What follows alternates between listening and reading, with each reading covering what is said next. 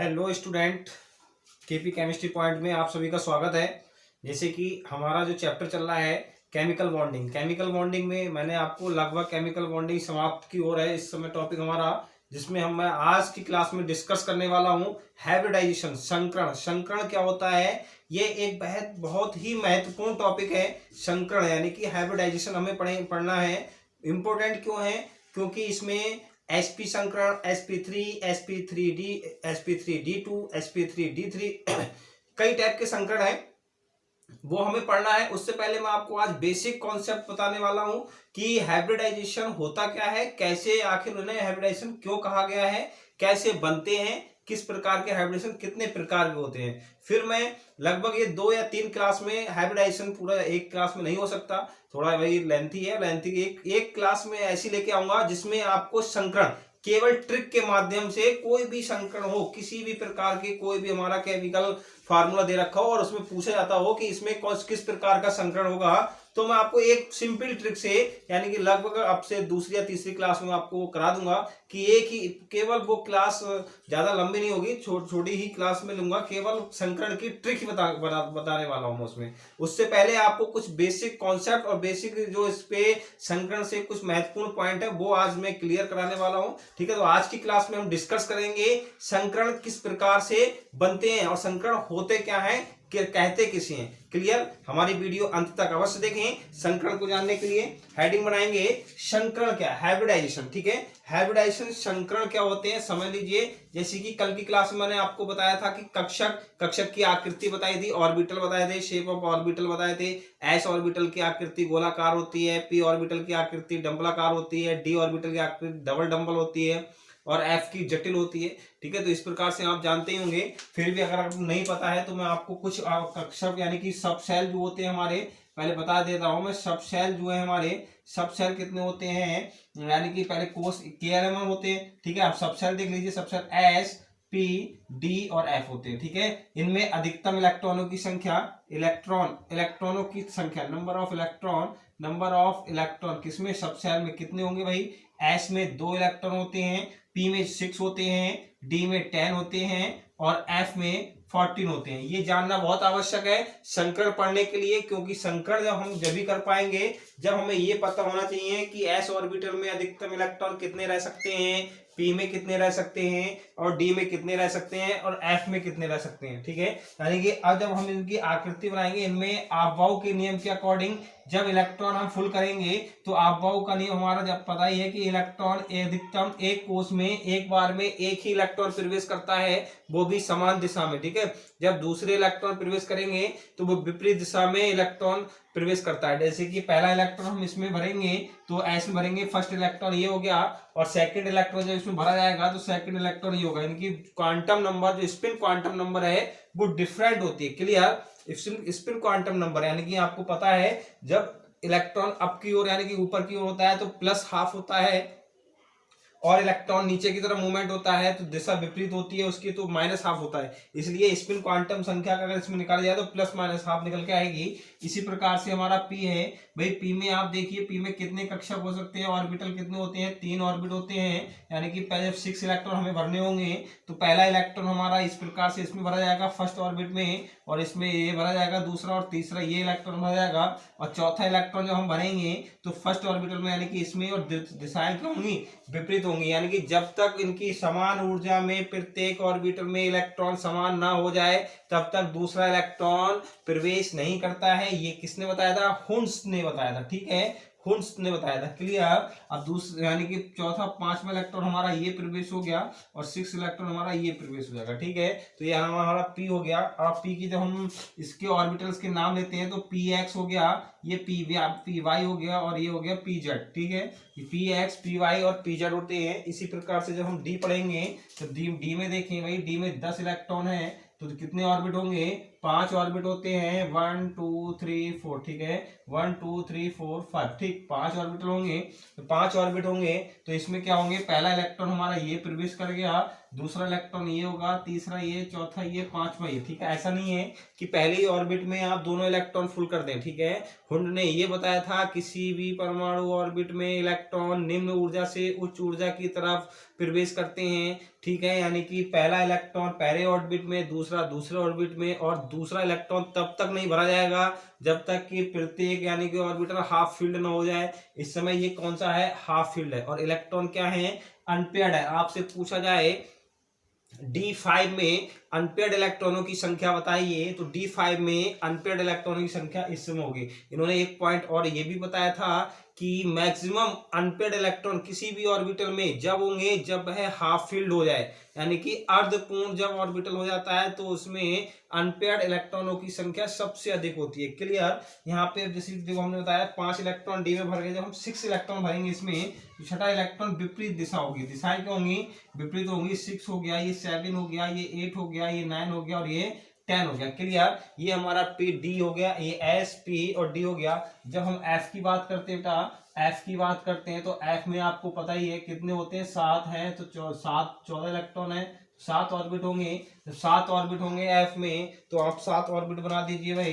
कितने देख लीजिए, 1 2 3 4 5 6, 1 2 3 4 5 6 7। क्लियर। ये इलेक्ट्रॉन हो गए। जब ये हमारे इलेक्ट्रॉन है ये ऑर्बिट हो गए, जब हम इसमें इलेक्ट्रॉन बनेंगे 14, तो पहले में यानी 1 2 3 4 5 6 7 8 9 10 11 12 13 और 14, ये हमारे F14 हो गए। क्लियर। ये हमारे क्या हो गए, F14 हो गए, ठीक है। ये तो जानकारी एक हमारी सिंपल सी थी। क्या जानकारी थी भाई, जो हमारे सब सेल होते हैं, सब सेल होते हैं SPDF, उनमें मैक्सिमम इलेक्ट्रॉन कितने भरे रह सकते हैं, यानी कि कितने इलेक्ट्रॉन हो सकते हैं, यानी कि हुड्स के नियम के अनुसार। अब मैं आपको संकरण की परिभाषा बता रहा हूं भाई। डेफिनेशन बहुत ही सिंपल है, हालांकि बहुत सारी परिभाषाएं हैं, लेकिन एक सिंपल सी परिभाषा है जो बेसिक कॉन्सेप्ट पे आपको बिल्कुल 100% एकदम एक ही बार में क्लियर हो जाएगी। भाई कैसे पढ़ना है, डेफिनेशन देखें। यहाँ पे डेफिनेशन लिखेंगे, जब दो असमान ऊर्जा के, किसके, असमान ऊर्जा के, जब दो असमान ऊर्जा के ऑर्बिटल आपस में मिलकर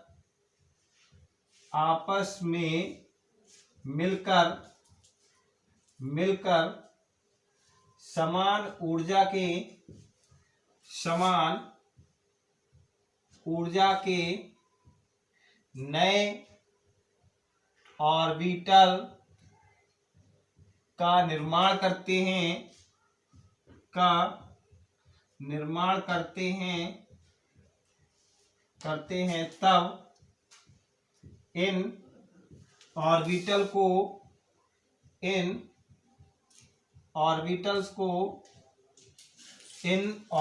को हाइब्रिड ऑर्बिट यानी कि शंकर कक्षक तथा इस घटना को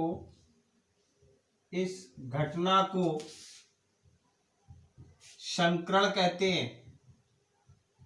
संकरण यानी कि हाइब्रिडाइजेशन कहते हैं। क्लियर।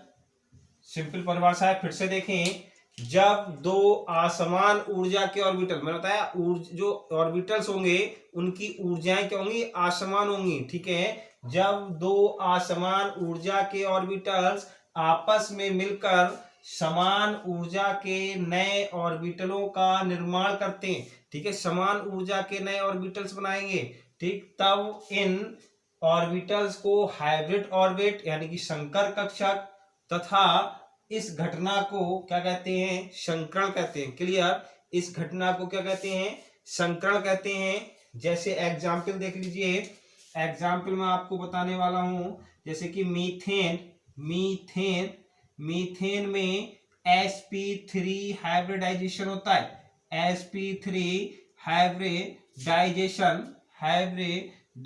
होता है। देखो कैसे होता है sp3 हाइब्रिडाइजेशन, आपको ये सिद्ध करना है कैसे होता है। मीथेन का सूत्र क्या होता है, CH4 होता है भाई। मीथेन का फार्मूला क्या होता है, CH4 होता है। जब हम कार्बन का एटॉमिक नंबर निकालें, एटॉमिक इलेक्ट्रॉनिक विन्यास करेंगे, कार्बन का कार्बन 6 होता है, तो 1s2 2s2 और 2p2, ठीक है, ये हो गया। जब हम इसमें इलेक्ट्रॉन भरते हैं बेटा, देखें जब हम यहाँ पे इलेक्ट्रॉन भरेंगे तो इलेक्ट्रॉन ये हमारा 2s2 यानी कि 2s2, ये 2 इलेक्ट्रॉन ये हो गए 2p यानी कि 2p2 है। जब 2p2 है, ये हमारी क्या हो गई ग्राउंड स्टेट।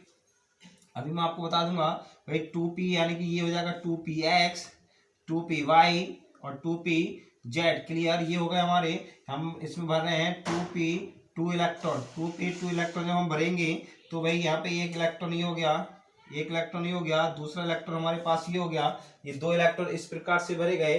जो ये स्टेट कहलाएगी, ये क्या कहलाएगी, ग्राउंड स्टेट कहलाएगी। ग्राउंड स्टेट कहलाएगी। ग्राउंड स्टेट हो गई, ये ग्राउंड स्टेट हो गई, ग्राउंड स्टेट। और हमारे जब हम एक्साइटेड स्टेट पढ़ेंगे, एक्साइटेड एक्साइटेड एक्साइटेड स्टेट जब हम पढ़ेंगे तो एक्साइटेड स्टेट में क्या होगा, ये वाला इलेक्ट्रॉन यहाँ पे चला जाएगा। ये इलेक्ट्रॉन जब यहाँ पहुंच गया तो क्या होगा भाई, क्या होगा देख लीजिए, यहाँ पे क्या बचेगा 2s1 2s1। और ये जो इलेक्ट्रॉन भरे जाएंगे तीनों, यानी कि यहाँ पे देखें एक इलेक्ट्रॉन इसमें, एक इलेक्ट्रॉन इसमें, एक इलेक्ट्रॉन इसमें, तो ये क्या थे, असमान ऊर्जा के ऑर्बिटल थे। क्या थे, असमान ऊर्जा के ऑर्बिटल थे। किसके आते भाई, असमान ऊर्जा के ऑर्बिटल थे। अब इसमें क्या होगा, ये समान ऊर्जा के ऑर्बिटल बनेंगे। कैसे बने भाई, देख लीजिए यहाँ पे ये जो ऑर्बिटल्स हैं हमारे, ये जो ऑर्बिटल्स बने हैं ये क्या हैं, असमान ऊर्जा के ऑर्बिटल्स हैं। क्या हैं, असमान ऊर्जा के ऑर्बिटल्स, ठीक है। और ये जो बने हमारे, ये क्या बने, ये जो बने हमारे क्या बने बेटा, समान ऊर्जा के ऑर्बिटल। क्या बने, समान ऊर्जा के ऑर्बिटल्स बने, समान ऊर्जा के ऑर्बिटल्स बन गए, ठीक है। कौन से बने भाई, देख लीजिए, जो समान एक्साइटेड स्टेट में जब आएंगे हम तो समान ऊर्जा के जो ऑर्बिटल बने वो क्या बने भाई, ये तो हमारे बने हैं समान ऊर्जा के 4 नए ऑर्बिटल, 1 2 3 4, ठीक है। यानी कि ये 2s1 हो गया, ये 2px1 2py1 2pz1 2pz1, ये हो गया समान ऊर्जा। इनकी ऊर्जाएं क्या हो गई, समान हो गई। तो यहाँ पे देखो एक s हो गया और p3 हो गया, तो आ गया sp3 संकरण, आ गया भाई sp3 संकरण। एक दूसरी ट्रिक मैं आपको यहीं पे एकदम बताने वाला हूं, अगर आपको समझना हो। जैसे कि मीथेन मैंने आपको बताया CH4, क्लियर, CH4 जितने कार्बन को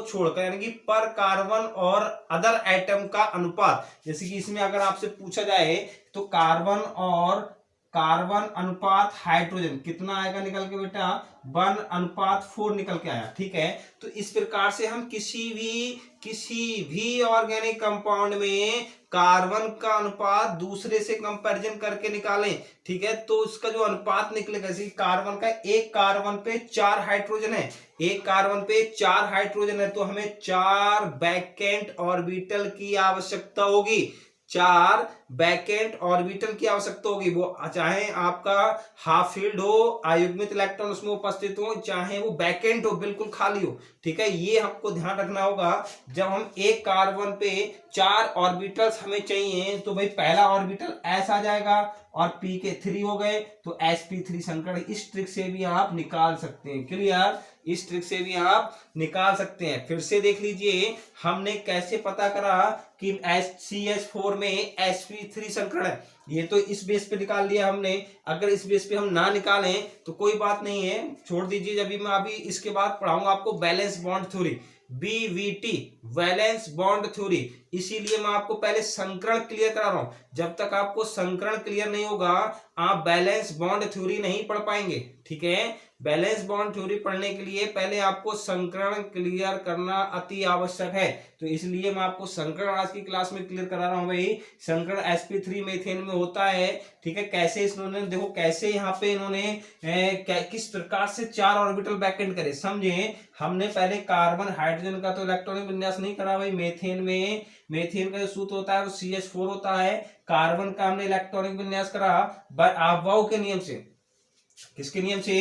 अफबाउ के नियम से करा। तो 1s2 2s2 2p2 clear. 1s2 2s2 2p2 इसमें ग्राउंड स्टेट यानी कि ग्राउंड स्टेट जो हमारी है वो इस प्रकार से हमने ये देखो इसके दो दूसरे कोर्स में ही ले लिया। 2s2 आया और 2p2 आया। जब इसमें इलेक्ट्रॉनिक विन्यास करेंगे तो मैंने अभी पीछे भी आपको बताया है भाई 2px 2py और 2pz और यानी कि p ऑर्बिटल का ये हमारा p ऑर्बिटल के भाग होते हैं, ऑर्बिटल्स के भाग होते हैं, 3 भागों में बांटा गया होता है p को। ठीक है, तो यहाँ पे जो एक्साइटेड स्टेट उत्तेजित अवस्था, उत्तेजित अवस्था में क्या होगा, जो हमारा ये असमान ऊर्जा के, देखो इनकी ऊर्जाएं भिन्न है और इसकी ऊर्जा भी भिन्न है। मैंने इसीलिए लिखा हुआ है असमान ऊर्जा के ऑर्बिटल। तो असमान ऊर्जा के ऑर्बिटल जब आपस में मिलकर समान ऊर्जा के ऑर्बिटलों का निर्माण करते हैं, ठीक है, समान ऊर्जा के नए ऑर्बिटलों का निर्माण कर रहे हैं, तो यहाँ पे क्या कहलाता है, ये संकर ऑर्बिट हो गए। इन ऑर्बिटलों को हम क्या कहलाएंगे? हाइब्रिड ऑर्बिट कहेंगे। इन्हें हम क्या कहेंगे बेटा? हाइब्रिड ऑर्बिट कहेंगे, हाइब्रिड ऑर्बिट कहेंगे। और इस घटना को क्या कहेंगे? हाइब्रिडाइजेशन कहेंगे। इस घटना को क्या कहेंगे? हाइब्रिडाइजेशन कहेंगे। इस घटना को क्या कहना है भाई? हाइब्रिडाइजेशन कहना है। क्लियर? हाइब्रिडाइजेशन कहना है। ठीक है, अब फिर से आप देख लीजिए, यहाँ पे मैंने जैसे आपको एक ट्रिक बताई थी। ट्रिक क्या बताई थी? इसमें देखो sp3 हो गया, एक s ऑर्बिटल हो गया, 3 p ऑर्बिटल हो गया, इसलिए ये क्या हो गया? sp3 ऑर्बिटल हो गया। जैसे कि मेथेन को मैंने एक ट्रिक बताया आपको, कार्बन और अदर एटम, चाहे हमारा हाइड्रोजन हो, हैलोजन हो और भी कोई परमाणु हो, जब हम कार्बन के सापेक्ष उनका अनुपात निकालते हैं तो जो अनुपात निकल के आता है हमें उतने ही बैकेंट ऑर्बिटल या फिर हाफ फील्ड ऑर्बिटल की आवश्यकता होती है, और वो भी समान ऊर्जा के। जैसे कि यहाँ पे 1:4 आया है तो 4 ऑर्बिटल्स हमें आवश्यकता पड़ेगी। तो कैसे पड़ेगी भाई? एक s हो जाएगा और 3 p हो जाएंगे। तो इस ट्रिक से भी मैं आपको बता सकता हूँ, इस ट्रिक से भी हम निकाल सकते हैं। ठीक है, और भी बहुत सारी ट्रिक है, मैं एक क्लास में केवल ट्रिक ही बताऊंगा। संकरण निकालने के 2-3 तरीका बताऊंगा, आप सिंपल से निकाल सकते हैं। ठीक है, ये हमारा था एक संकरण संकरण क्या होता है, किस प्रकार से बनते हैं, कैसे बनते हैं। ठीक है, अब मैं आपको कराने वाला हूं इनकी कुछ महत्वपूर्ण बिंदु, यानी कि संकरण होने की परिस्थिति क्या होती है और संकरण की आवश्यकता क्यों होती है, ये जानना बहुत आवश्यक है। आखिर ऐसा क्यों इनकी आवश्यकता पड़ी और किस परिस्थिति में संकरण होना अति आवश्यक है, ये मैं आपको अभी कुछ महत्वपूर्ण बिंदु लिखाने वाला हूं, तो हमारे साथ बने रहना भाई। देखिए, हमें ये जानना है संकरण की आवश्यकता आखिर हमें क्यों पड़ी, संकरण हमें क्यों करना चाहिए, या क्यों हमें इसकी आवश्यकता पड़ी। तो इसको जानने के लिए आप समझ लीजिए, संयोजकता आवर्त सिद्धांत के अनुसार, यानी कि बैलेंस बॉन्ड थ्योरी के अनुसार, यानी कि केवल अनपेयर्ड ऑर्बिटल जिसमें अयुग्मित इलेक्ट्रॉन उपस्थित रहते हैं, यानी कि केवल अनपेयर्ड ऑर्बिटल के परमाणु ओवरलैपिंग में भाग लेते हैं। ओवरलैपिंग मैंने अतिव्यापन आपको बताया था, ओवरलैपिंग क्या होती है, तो केवल अनपेयर्ड ऑर्बिटल के परमाणु ओवरलैपिंग में भाग लेते हैं। अतः मेथेन में 4 सिग्मा बॉन्ड बनते हैं। मेथेन में 4 क्या बनते हैं? सिग्मा बॉन्ड बनते हैं। इसमें एक SS ओवरलैपिंग, इस पॉइंट को आप अंडरलाइन कर लें, एक SS ओवरलैपिंग होती है और 3 SP ओवरलैपिंग होती है। ठीक है, 3 SP ओवरलैपिंग होती है, एक SS ओवरलैपिंग होती है। ठीक है, होता है। लेकिन मेथेन के अतिरिक्त बहुत से अन्य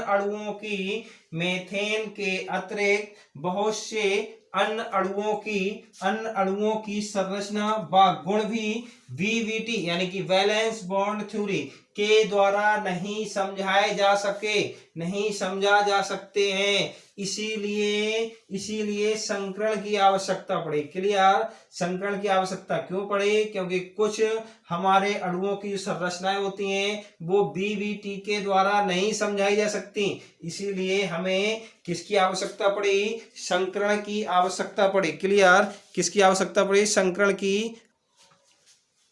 देखिए, संकरण के लिए कुछ आवश्यक परिस्थिति हैं। अब तक हमने ये जाना कि संकरण की क्यों हमें आवश्यकता होती है, आवश्यकता क्यों पड़ी हमें संकरण की, संकरण पड़ा। अब हमें पढ़ना है संकरण के लिए कुछ आवश्यक परिस्थितियां, यानी कि संकरण होने के लिए क्या क्या परिस्थितियां हो सकती हैं। ठीक है, जैसे कि पहला पॉइंट है, केवल परमाणु के अंतिम कोश के कक्षक ही भाग लेते हैं, ये चीज ध्यान रखना है। हाइब्रिडाइजेशन में कौन से ऑर्बिटल भाग लेते हैं ये आप जानिए, केवल परमाणु यानी कि एटम के अंतिम कोश के ऑर्बिटल्स यानी कि कक्षक ही भाग लेते हैं, इलेक्ट्रॉन नहीं।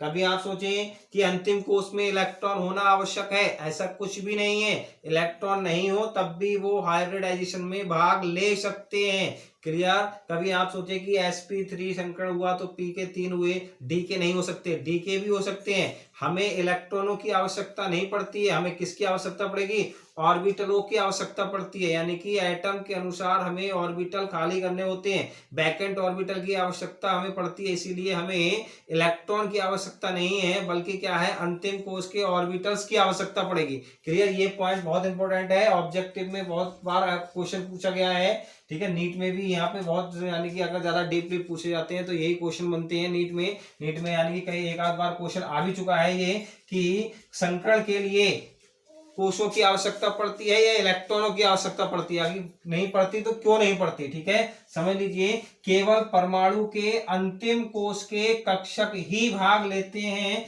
इलेक्ट्रॉन भाग नहीं लेते संकरण में, ये आपको जानना अति आवश्यक है। दूसरा पॉइंट है हाइब्रिड ऑर्बिटल्स। ठीक है, जो हाइब्रिड ऑर्बिटल्स होते हैं, हाइब्रिड ऑर्बिटल्स की ऊर्जा क्या होती है, समान होती है। मैंने अभी आपको बताया था, दो असमान ऊर्जा के ऑर्बिटल, दो या दो से अधिक असमान ऊर्जा के ऑर्बिटल आपस में मिलकर समान ऊर्जा के ऑर्बिटलों का निर्माण करते हैं। क्लियर। समान ऊर्जा के ऑर्बिटलों का निर्माण करते हैं। एक पॉइंट और था, यानी कि जितने असमान ऊर्जा के एटॉमिक ऑर्बिटल भाग लेते हैं उतने ही समान ऊर्जा के ऑर्बिटल्स बनते हैं। ऐसा नहीं है कि असमान ऊर्जा के 4 ऑर्बिटलों ने भाग लिया तो 3 समान ऊर्जा के ऑर्बिटल बने। समझ रहे हैं, जितने असमान ऊर्जा के ऑर्बिटल्स भाग लेंगे हाइब्रिडाइजेशन में उतने ही समान ऊर्जा के ऑर्बिटल्स की आवश्यकता होगी, या उतने ही समान ऊर्जा के ऑर्बिटल्स बनते हैं। ठीक है, नेक्स्ट पॉइंट देखें, एटॉमिक ऑर्बिटल पेयर्ड, यानी कि युग, पेयर्ड का मतलब आप जानते हैं युग्मित और अनपेयर्ड अयुग्मित।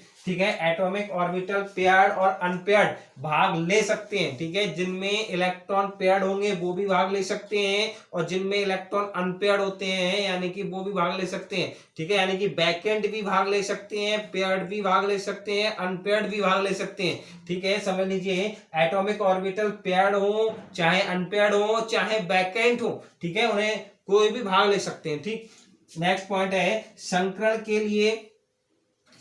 के लिए इलेक्ट्रॉन का उत्तेजित यानी कि एक्साइटेड होना आवश्यक नहीं है, उत्तेजित होना आवश्यक बिल्कुल भी नहीं है। कभी आप समझे कि एक्साइटेड होना ही होना चाहिए, ऐसा कुछ भी नहीं है। संकरण के लिए इलेक्ट्रॉन का उत्तेजित होना आवश्यक बिल्कुल भी नहीं है। ठीक है, नोट पॉइंट समझिए आप, नोट पॉइंट है लिखा हुआ। ठीक है, क्या है, पेयर्ड इलेक्ट्रॉन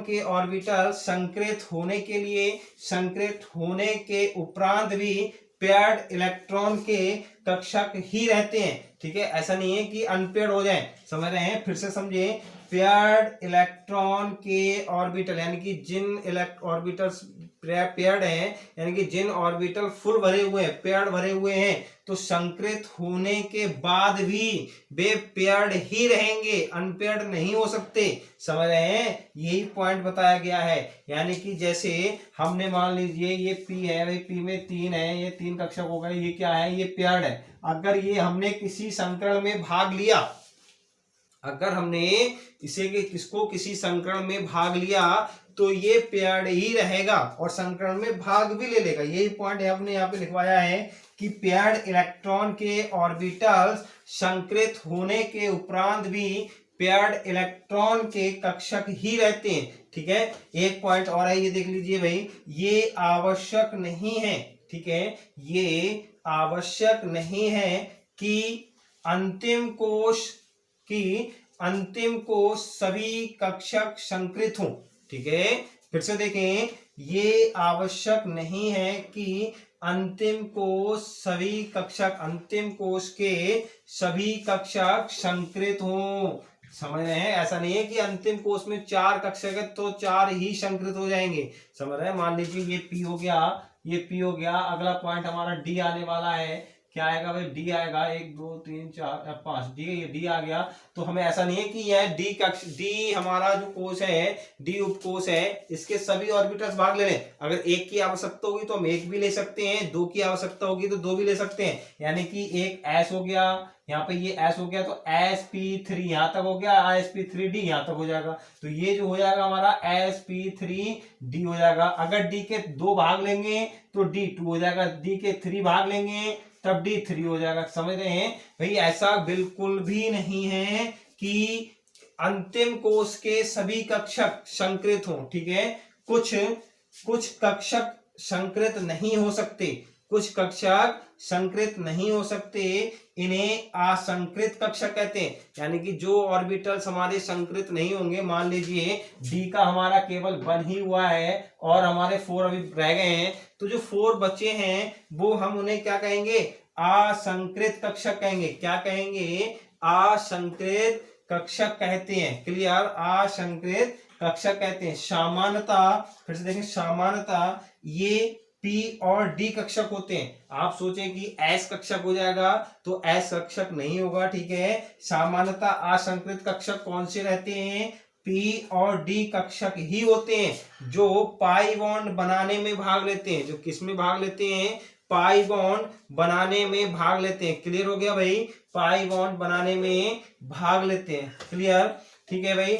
अब नेक्स्ट क्लास में, आज के लिए बस इतना ही। नेक्स्ट क्लास में हम पढ़ने वाले हैं संकरण के प्रकार, टाइप्स ऑफ हाइब्रिडाइजेशन। समझ लीजिए, टाइप्स ऑफ हाइब्रिडाइजेशन, किस प्रकार से कितने प्रकार के संकर होते हैं, उनकी आकृति क्या है, यानी कि ज्योमेट्रिकल, उनकी जो यानी कि आकृति, ज्यामिति किस प्रकार की है, किस प्रकार की ज्यामिति बनाते हैं, स्ट्रक्चर कैसे बनाएंगे, वो सब कुछ मैं आपको बताने वाला हूँ। ठीक है, कल की क्लास में हम क्या पढ़ेंगे, कल की क्लास में हम पढ़ेंगे types of hybridisation, hybridisation, types of hybridisation. Clear, types of hybridisation हम पढ़ेंगे, किस प्रकार से पढ़ेंगे भाई। पहला sp हाइब्रिडाइजेशन, sp हाइब्रिडाइजेशन। दूसरा पढ़ेंगे sp2 हाइब्रिडाइजेशन। तीसरा पढ़ेंगे sp3 हाइब्रिडाइजेशन। चौथा पढ़ेंगे sp3d हाइब्रिडाइजेशन। नेक्स्ट पढ़ेंगे sp3d2 हाइब्रिडाइजेशन और नेक्स्ट पढ़ेंगे sp3d3 हाइब्रिडाइजेशन, sp3d3 हाइब्रिडाइजेशन। ठीक है, ये हम कल की क्लास में हाइब्रिडाइजेशन के प्रकार पढ़ने वाले हैं। sp hybridisation, sp2 hybridisation, sp3 hybridisation, sp3d hybridisation, sp3d2 hybridisation, sp3d3 hybridisation. ठीक है, केवल एक ही ट्रिक से मैं आपको ये सारे हाइब्रिडाइजेशन बता दूंगा, कैसे हम निकालते हैं, क्या कंडीशन है, किस प्रकार से। हमें ज्यादा थ्योरी पढ़ने की आवश्यकता नहीं है, केवल आप मॉलिक्यूलर फार्मूला से ही, यानी कि जो आपके पास किसी भी केमिकल का फार्मूला दे रखा होगा उसी के माध्यम से ही आप ट्रिक के माध्यम से पहचान सकते हैं कि इसमें कौन सा संकरण है। जैसे मैंने आपको बताया था कि मीथेन है भाई, CH4 है, इसमें किस प्रकार का हो गया, कार्बन के 4 हो गए, 4 बैक एंड ऑर्बिटल चाहिए, एक S हो गया और 3 P हो गया, तो ये sp3 संकरण हो गया। इस ट्रिक से मैंने आपको ये बताया था आज की क्लास में। ठीक है, इसी प्रकार से मैं आपको sp3d बताने वाला हूँ, sp बताने वाला हूँ, sp2 बताने वाला हूँ, sp3d2 बताने वाला हूँ, किस प्रकार से ये बनते हैं, कैसे ऑर्बिटल्स बनते हैं, कौन कौन से इनके एग्जाम्पल्स हैं और इनकी आकृतियां किस प्रकार की होती हैं, वो सब मैं आपको कल की शाम 8:30 बजे, कल शाम 8:30 बजे की क्लास में मैं आपको ये बताने वाला हूँ। ठीक है, आज के लिए बस इतना ही। अगर वीडियो पसंद आई हो तो लाइक करें, शेयर करें और चैनल सब्सक्राइब करें। कल मिलते हैं शाम 8:30 बजे। भाई खुश रहिए, मस्त रहिए, पढ़ते रहिए। Thank you very much.